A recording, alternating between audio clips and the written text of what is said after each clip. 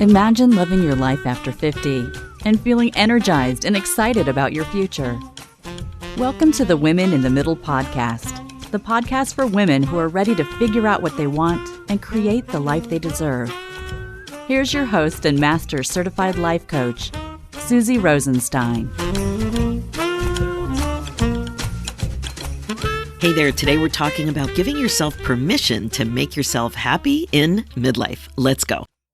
Welcome back to the podcast Women in the Middle, where we talk about how to get unstuck, clear, and excited about your next chapter, especially if you're over 50 and feeling like life is just way too precious to keep waiting. I'm your host, Susie Rosenstein, your Master Certified Coach and Midlife Mentor, and I am so glad to be here with you again. Now, as you probably know, my mission is to help you stop living like time doesn't matter in midlife, because it does. One big thing that commonly gets in the way is this feeling that you don't have permission to do whatever it is. Like you can't do it, or you don't think you should do it. You say no instead of yes. You squish your dreams before they even see the light of day. Does that sound familiar? As your midlife coach, I need you to know that this may be getting in your way too. I have seen it hundreds and hundreds of times. It's a big deal for so many midlife gals, and it was for me too, especially when I was stuck between 45 and 50. One reason I was so stuck was because I didn't even appreciate how this kind of thing was blocking me. I desperately wanted someone else to give me permission to be happy. I have a feeling you're with me. Back then, the permission I was seeking was to leave my job without a certain lockdown plan that promised success. It felt super indulgent for me to leave my job without this, and this was a huge reason I stayed stuck for 5 years. This whole giving yourself permission thing is a huge deal, and if you weren't aware of it before, now, even with this little tiny bit of information so far, you will start to be more aware of it in your life. For sure, at the end of this episode, you will be so onto yourself that you will be ready to formalize a celebration to move on by hosting a permission slip ceremony for yourself. I am so excited to talk about this with you. If you're ready to give yourself permission to rest, say no, dream bigger, and basically just take up space in your next chapter, stay tuned. But just quick, there are a couple of things I want to make sure you know about. As a listener of the Women in the Middle podcast, I wanted to make sure that you know how we can work together.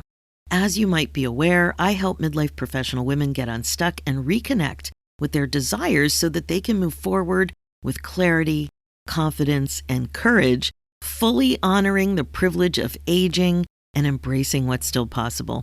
It is so important to stop wasting any more time feeling stuck. In the end, it's all about regret-proofing your life, and my friend, I think it's the fastest way to rediscover joy and purpose after 50.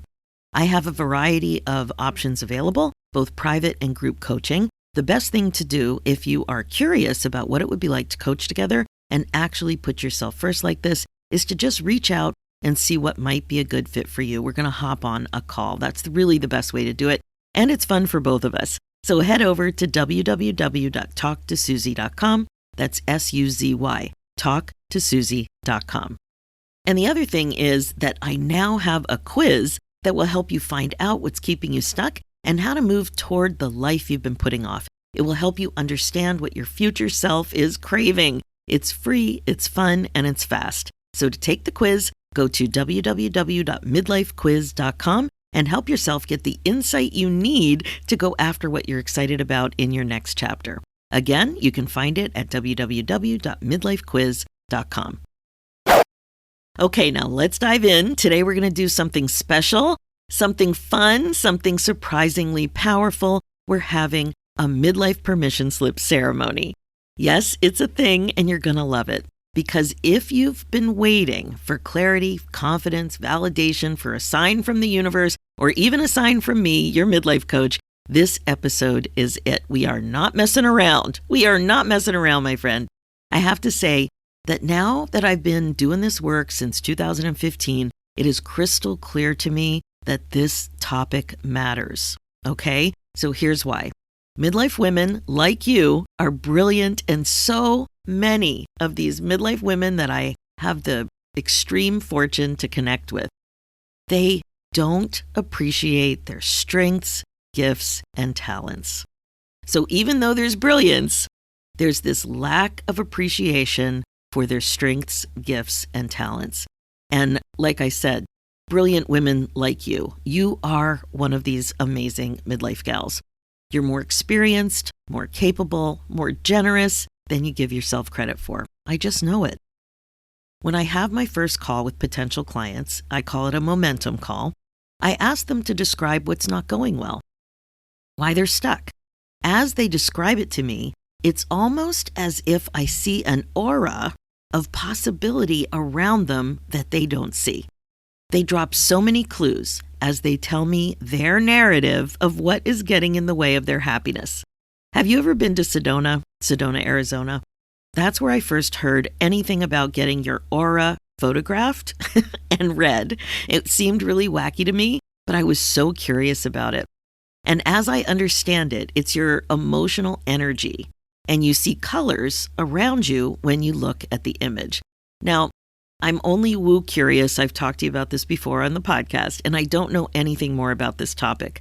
But that's what I always think about in moments like these, when I have an amazing midlife gal on my Zoom screen in my square, and I can see that she lacks this appreciation for what is still possible for her because she's only seeing what she can't do rather than what she can do. So think about it as a cartoon bubble. Like if the aura example is a little too wacky, just think about it as a cartoon bubble of possibility around your beautiful self in my Zoom square. That's what I'm thinking, and that's what I'm seeing. Even if it's in my imagination, that's how I'm processing it. And it really is powerful. I start to lean forward in my chair. I start to smile. I get all excited. And it's such a contrast to what the midlife gal in my Zoom square is experiencing as she's talking to me about why she's stuck and what she can't do.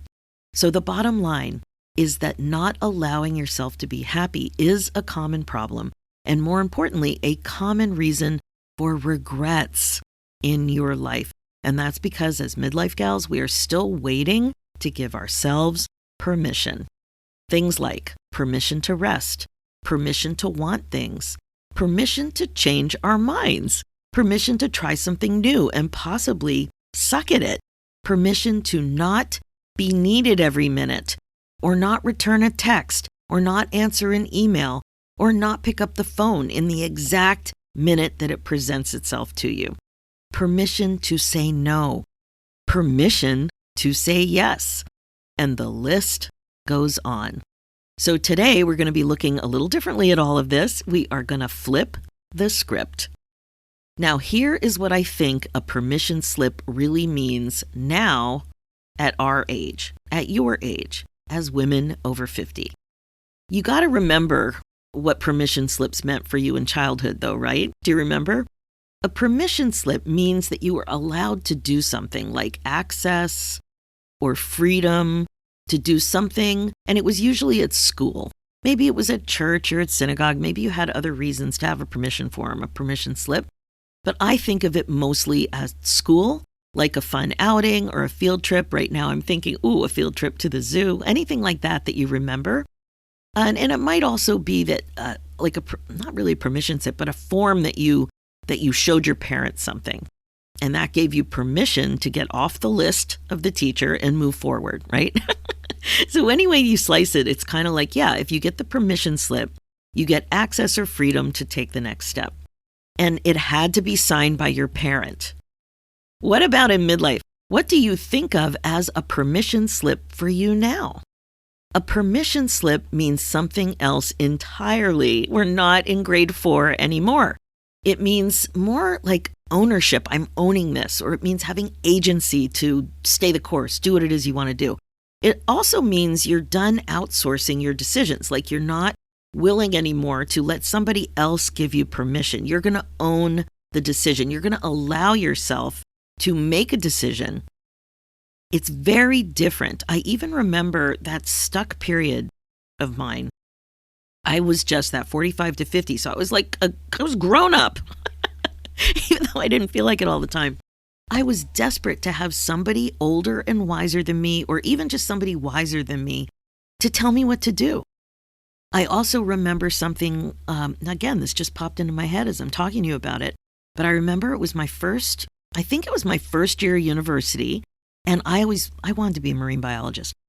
Now, in grade 9, I wanted to be a graphic designer, or what we used to call commercial art. It was different. But by the time I got to university, I was really toying with this idea of being a marine biologist, and I hadn't even discovered whale watching yet.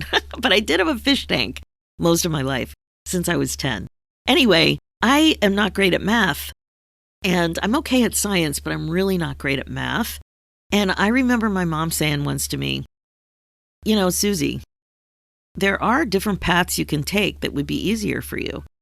And she was kind of giving me permission not to take the hardest path.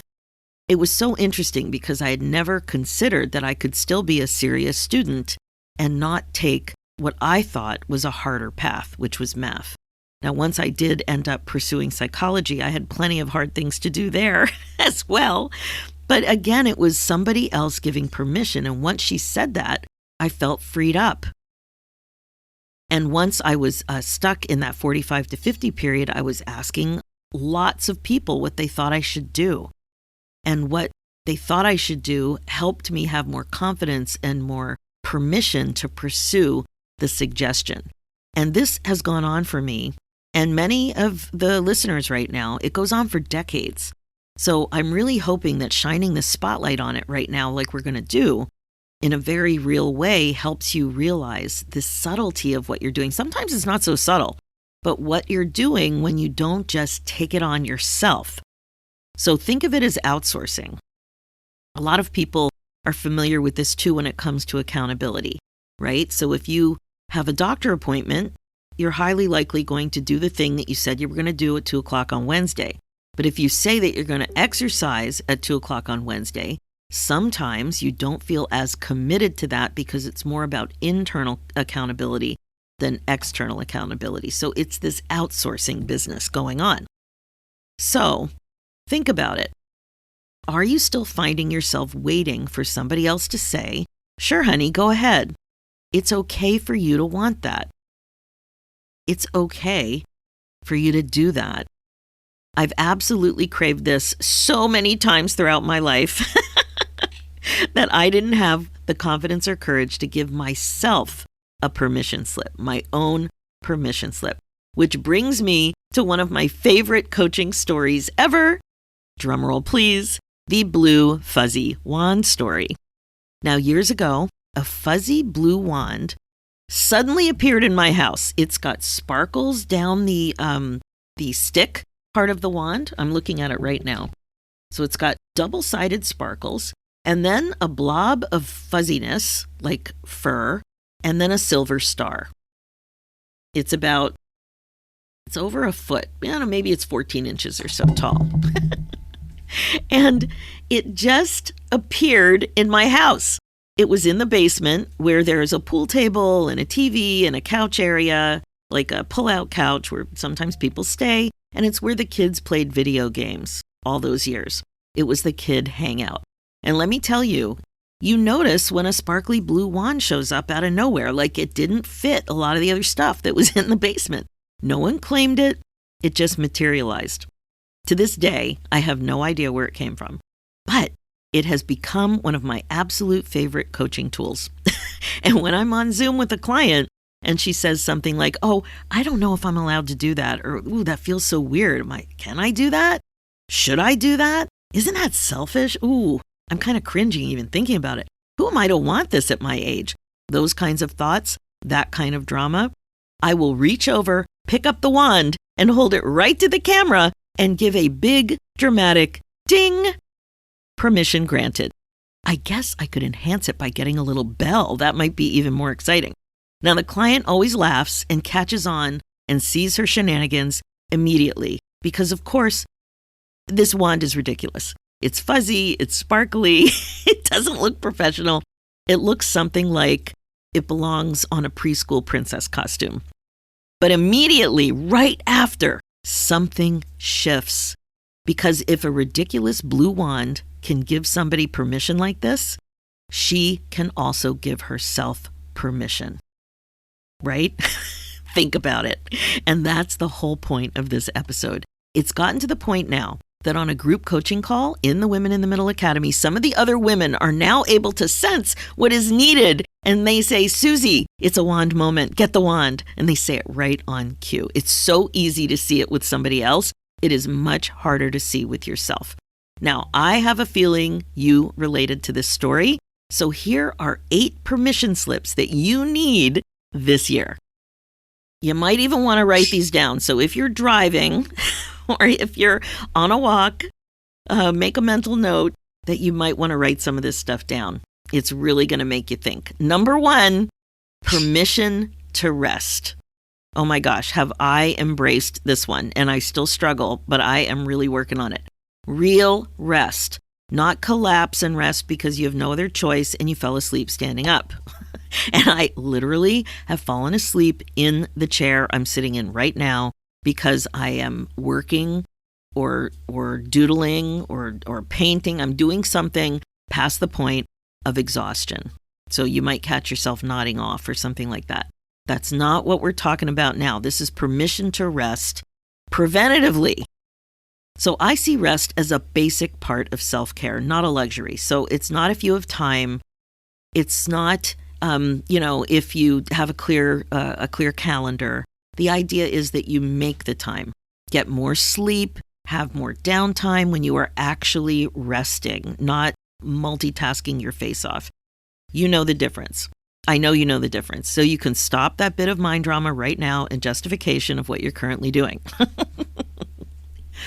Permission to rest. Number 2, permission to imagine what is actually possible and push yourself to dream bigger.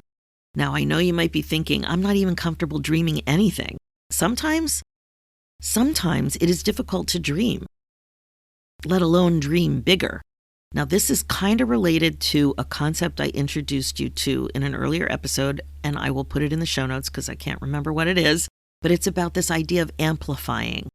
So even when you're doing something good, challenge yourself to do something even better. How can you make it better for you? Not that it appears better to other people, but it's more enjoyable to you. So when it comes to dreaming bigger and permission to actually really push yourself, what is really possible? It's not only what you think you should do or low-hanging fruit, like what's easy to do. Actual dreams, the ones you haven't allowed yourself to really look at or imagine or feel good about or fantasize about, the ones you've suppressed, the ones that you are afraid to dream, the ones that never see the light of day because somebody told you couldn't do that when you were 7 years old, that kind of thing. And I know it might feel uncomfortable. And you might have to find little tricks and hacks to get you there. For example, what I did on my 60th birthday. I didn't just ask myself, what do I want to do that really lights me up? I pushed myself and I asked, what do I want to do so much that I tear up thinking about it? Boom. That's what did it for me. When I added that little idea of, oh my God, I'm excited to do it, it lights me up. But what comes to me as soon as I think that it's like so tingly that I'm actually tearing up thinking about the possibility of doing it. And I got an answer right away. And for me in that case, you might remember, I had the idea to go back and repeat a vacation I took 30 years before where I had a friendly encounter experience with a trip, hanging with the gray whales over it was a 4 or 5 day period, sleeping in a tent, being in the middle of nowhere, this special place in the world where you can have these friendly encounters with whales. Now, you might be thinking, well, that's not even, you love whales. Why is that such a big idea? It's a big idea because I never imagined I would do it again without my family, right? It felt too indulgent to just spend that much money and that much time to do this thing that I'd already done before. And I always thought I'd love to share it with my family, but it's kind of it's like a lot for people who aren't really into whales. Like you're out there 7 hours a day, whale watching in a tiny boat. So thinking, it's like me. I don't really want to go on a ski trip. I'm good an hour or two skiing and then a massage and a hot chocolate and I'm good. But for skiers, they want more than that. So it really doesn't make sense for me to go on a ski trip with people who really like ski trips. So in that minute, I'm like, oh my God, I could go by myself. I could go by myself. That was the big idea. That was dreaming bigger. So I didn't just ask myself, what do I want to do? But what do I want to do that lights me up so much so that I tear up thinking about it? So that's like a hack. It really worked for me. It cut through the mind drama and I got an immediate visual, an immediate permission to do it. Well, it wasn't immediate. I had one thought, could I really do this? And then I'm like, yes, I can. It was a 60th birthday that helped me there too. So right now, I'm going to ask you that question just to practice it. What do you really want to do? What that really lights you up? What do you want to do that really lights you up so much so that you tear up thinking about it? That first image that just popped into your head, write it down fast and just let it be and exist in your world of awareness. You don't have to solve for it. You don't need to plan the trip. You don't need to spend the money. You don't need to take the certification. You don't need to have the conversation. Like, I don't know what it was that just came into your mind, but it's so good to know that it's a desire, that you dreamed a little bigger and you caught the thought. And now just let it be. Just let it be part of who you are and what you want. Okay? Number 3, permission to say no. Now, this one is squirm-worthy, I know. Imagine what it would be like if you believed that saying no was actually a tool to help you with clarity, to help you be more intentional. No is also a regret-proofing strategy. A lot of times you say yes to something that you really wanted to say no with, and then you have regrets. And no is also a way to be honest with yourself and practice authenticity. Saying yes when you want to say no really isn't. And it also often falls under the category of people-pleasing. So permission to say no, you could also think, and I mentioned this earlier, permission to say yes. There are different issues that come up, but both of them are really important. So permission to be honest and say no and yes when it's something that's very important to you. Number 4, permission to be curious and explore without the action details. Now, we just touched about this. This is really practicing one of the most important things I can teach you on this podcast and as your midlife coach is practicing the what without the how. And one of my favorite tools that comes up in several of these permission slips, I love this one. Identifying what you want and trying it out with baby step is totally fine. You're allowed to be curious and dip that baby toe in without making a giant game plan that includes accountability. You might think of it as not productive if you don't make it a reality. Now, catch yourself thinking that. Well, what's the point of putting it on my vision board, or why should I even bother including it on my bucket list or whatever you call a bucket list? Like, why should I even take this idea seriously if I'm not going to really take it seriously? So I want you to take the curiosity part seriously without attaching it to the action-oriented details. What if you just really lean in to giving yourself permission to be curious? It's pretty much guaranteed to moving through feelings of stuckness too. Like, there's so many things that are positive about being curious. So that's number 4. Number 5, permission to prioritize yourself without guilt. Now, this is huge, super hard for tons of us midlife gals, but let's play along and give you permission to be finally first. Just own it. No guilt. Think about it. If you don't put yourself on your own calendar, nobody else is going to do this. If you don't put yourself first, nobody else can do it. No one else can do this for you. So be like Nike. Just do it. Number 6, permission to be authentic, to be yourself. What would it be like if you said things you thought that you shouldn't say? Or if you shared an unpopular opinion that you felt really strongly about? This kind of thing. Sometimes this is referred to as taking up space. It could be a physical thing. It could be an emotional thing, a verbal thing. It could be a professional thing. Oh my gosh, right now I'm thinking about professionally what it was like at these regular meetings we would all have with my team and my manager. And how many times I wouldn't say something because I was nervous about what would people think, right? And I know there's lots of memes and jokes about when you get over 50 that you just care less about what people think. And I kept thinking, when am I going to start to be that way? Because it wasn't coming so quickly. I definitely cared a lot about what people think. And when you do that, when you change showing up, taking space authentically, you're not being yourself, right? You're not being yourself when you act like that. So just be more aware of it and give yourself permission to be authentic, to really be who you are. The idea is like when you're not doing that, you're playing small. A lot of people talk about it that way. I've heard the taking up space, the playing small, even shrinking so nobody sees you or hears you. You might even notice sometimes that you don't want to sit up front.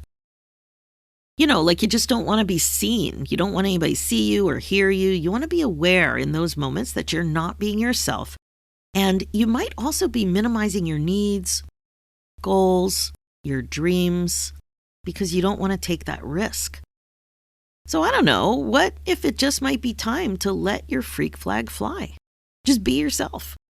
Can you give yourself that permission? Think about it. And number 7, permission to try new things and be bad at them, to suck at them. Are you cringing already? Midlife perfectionism can be so exhausting. And in midlife, so many of us proudly state that we're perfectionists. Oh yes, I'm a perfectionist. Like it was part of your DNA, right? Or I've even heard people say, oh, I'm a recovered perfectionist, or I'm a recovering perfectionist. And I never know. I don't know if I believe that. This really surprised me about myself too, how much I didn't want to suck. And I've noticed it a few times. One big one was when I declared when I was 50 that I would love to take tap dancing again. So I'm like writing it down. Oh, yes. And I even had a friend. I shared it with a friend, and she, like in no time flat, found me somebody who was local, who taught adult tap. And then I started to freak. I'm like, oh my God, that means I have to go buy shoes. I got to walk into this dance studio.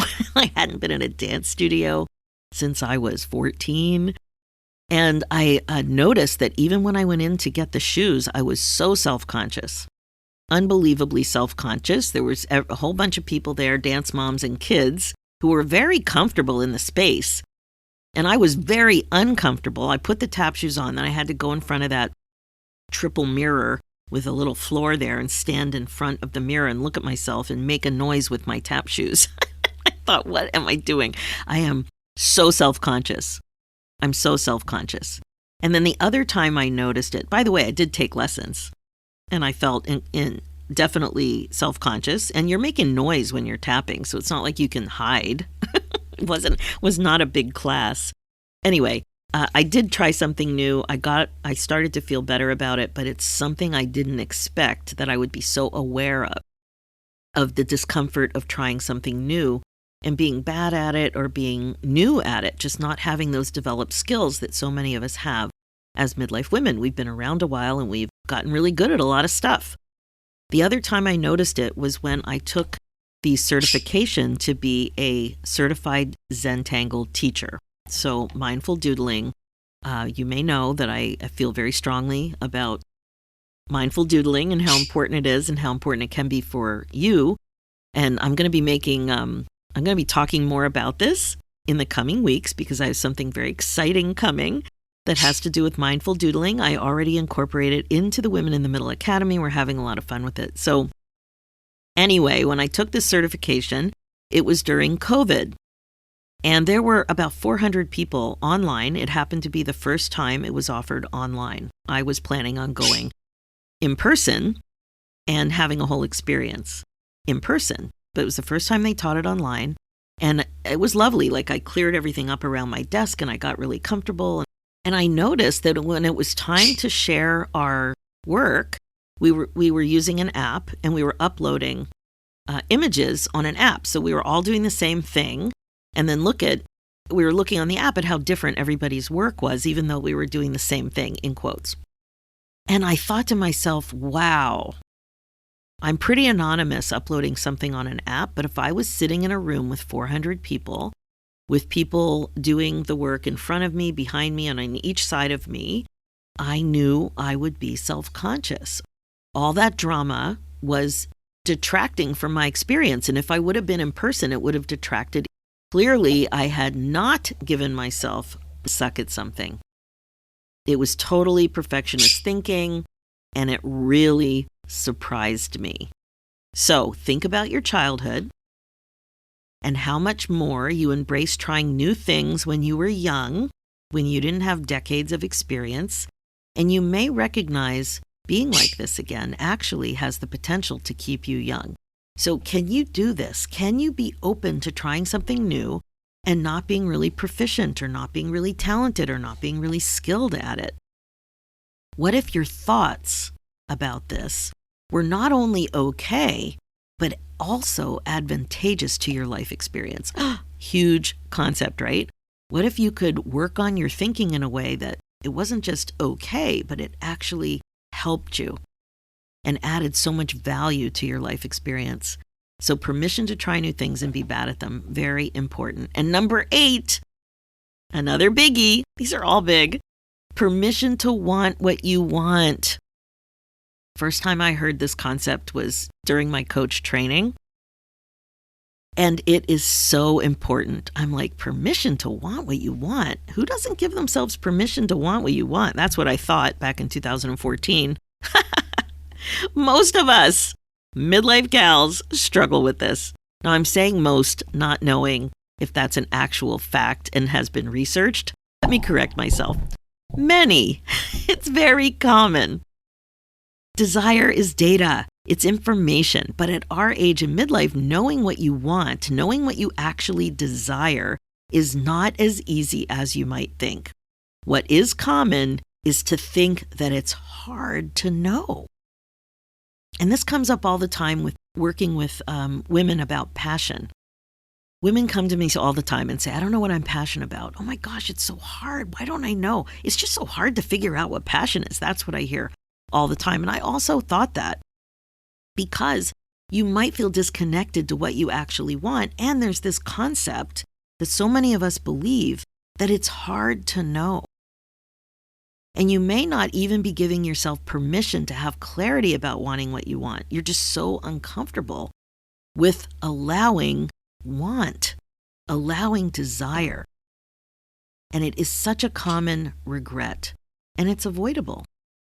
You can examine these thoughts and give yourself permission to want what you want.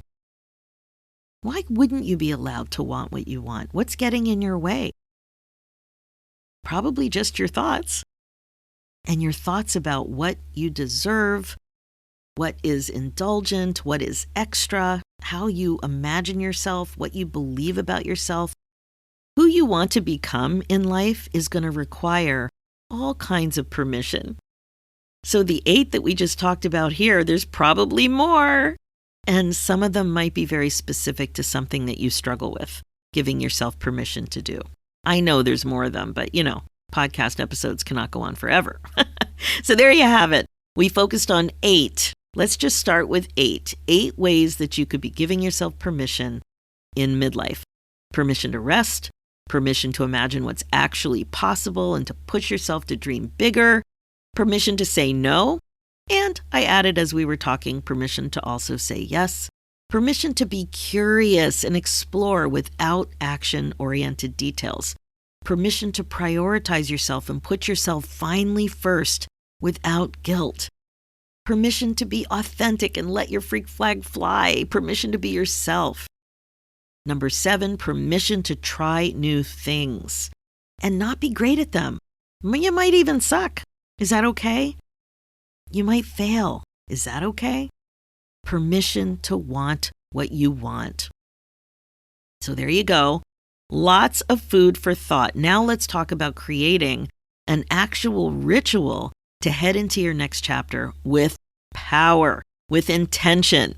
So let's call it the Midlife Permission Slip Ceremony. Why not? Why not call it a ceremony? It's time. It is time to do this. I mean, what are you waiting for? I'm 62. Should I wait more to give myself permission to do this or that? Do you want to wait more? You got to act like time matters. Remember? This is what I start with at the beginning of these podcasts. I help women stop living like time doesn't matter because it does. Waiting is overrated. What are you waiting for? Let's give yourself some permission now. Imagine the blue fuzzy wand.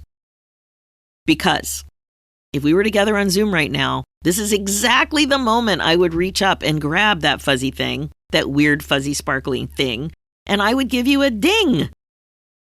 Ding! So consider this your virtual ding moment. Permission is granted. So now take a deep breath.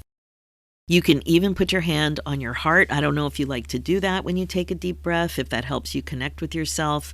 I like to sit down when I take a deep breath. It helps, ground, to just be still. I also like to have my arms resting on the desktop or wherever you are on the table. Whatever helps you. Just center yourself, breathe, and then repeat after me. Okay? I'm allowed to want what I want. I'm allowed to try something new. I'm allowed to rest. I'm allowed to say no.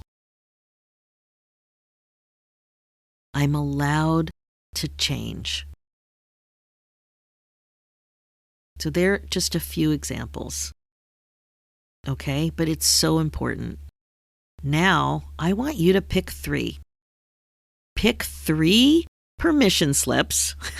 You don't have to make a slip, but you could. Pick 3 areas of your life that you want to give yourself more permission. Okay, so you could think about it. Just more permission going on to the next chapter. It could be more permission going on to the next year. It could be more permission for the next few months, more permission by your birthday, more permission to celebrate your birthday, whatever it is. And think about it this way. Not all permissions are created equal. What if you had one permission that was fun? One permission that's fun.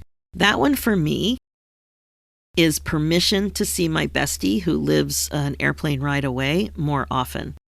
So, for years, we were just kind of seeing each other whenever it worked out. When we were younger, we had a New Year's Eve get-together every year for a while. And then, life got busy, kids, blah, blah, blah. But it kind of went away. And then it got weird. It was like, well, if everything lined up in the universe, we could give ourselves permission to get together. And now we're really working on it. Let's just do it more often. And it doesn't need to be the most perfect timing. We could even get together and work together.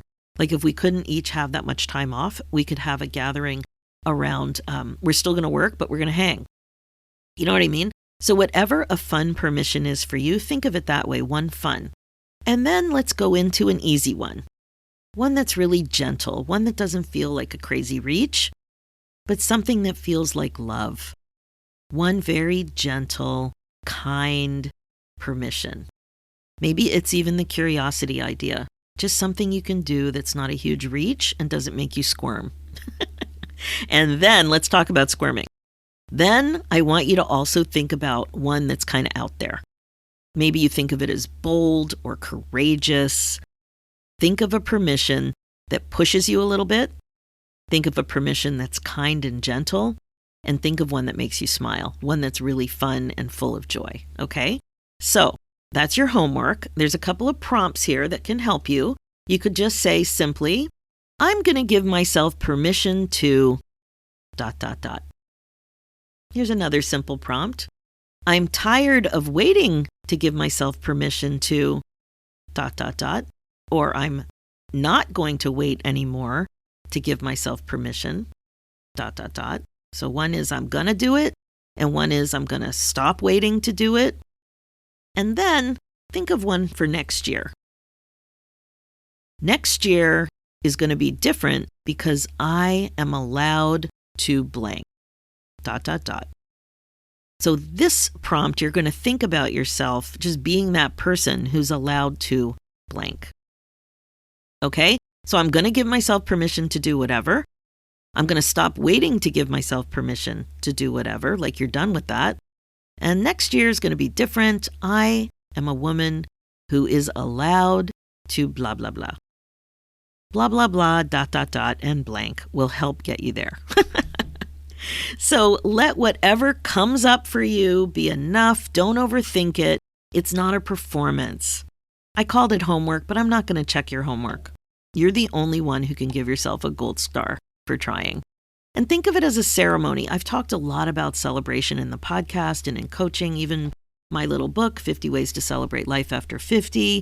Think about it as a way to celebrate this new level of who you're becoming, because this is who you want to be. This is you witnessing your own becoming that woman. You are becoming a woman who gives yourself permission to do the stuff that you want to do, to prioritize stuff and then have your own back and do the things. So write the permissions somewhere special, maybe on a sticky note, maybe in a journal, maybe in your notes app. Maybe you even have like a decorative card, whatever. You can decorate it. You can even put it in a frame. Now, I'm sensitive to this. I don't know if you want it public or private. For sure, you don't need to frame it and put it anywhere if you don't want to. But it does help to write things down. It's a reminder. You might even want to put a reminder on your calendar. I love that. I love when I put them random and they just pop up. Another thing, obviously, would be a vision board. You could put that's your vision. That's who you want to become in the future. A woman who gives herself permission to do whatever the thing is. And then you could have that visual representation of either permission or the thing that you want to be focusing on.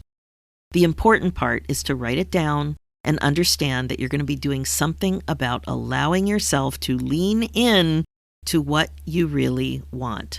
That's the goal. And every time you see them, imagine me holding up that fuzzy wand and giving you another sparkly ding, not because I hold the power, but because it reminds you of how much power you have always had. After all, you're the one really holding the wand.